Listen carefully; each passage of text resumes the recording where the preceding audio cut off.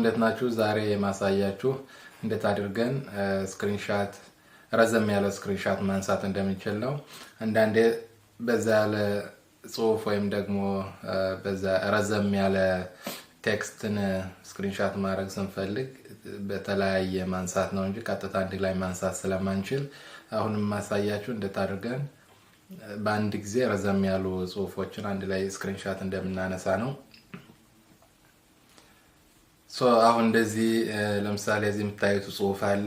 ይሄን ጽሁፍ ፒዲኤፍ ፋይል ነው ለምሳሌ ብዬ ነው እዚህ ጋር ያመጣሁትና እሱን ስክሪንሻት ማንሳት ብንፈልግ እንዴት አድርገን ማንሳት እንደምንችል አሳያችኋለሁ።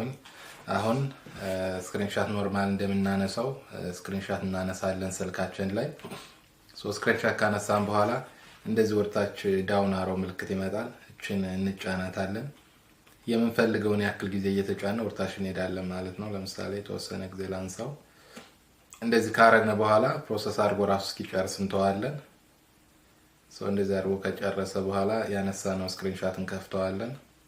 ለምሳሌ አሁን ያነሳው ስክሪንሻት እዚህ ጋር ልክፈተው።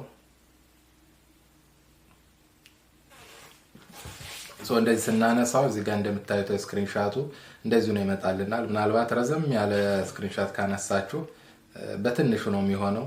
ያው ሰፋ አድርጎ ለማየት እንዲመቸን እንደዚህ ዙም እያደረግን የምንፈልገውን ቴክስት ማየት እንችላለን። ምናልባት ይሄ እያንዳንዱ ስልክ ላይ ላይሰራ ይችላል። እኔ አሁን የምጠቀመው አንድሮይድ ነው። አንድሮይድ ላይ ያው መስራት የተወሰነ ስልክ ሊሰራ ይችላል፣ ግን ምናልባትም ሁሉ ስልክ ላይ ላይሰራ ይችላል። ግን ይሄን ሞክሩታይ እና ይሄን ለማሳየት ያክል ነው። ሰላም ነው።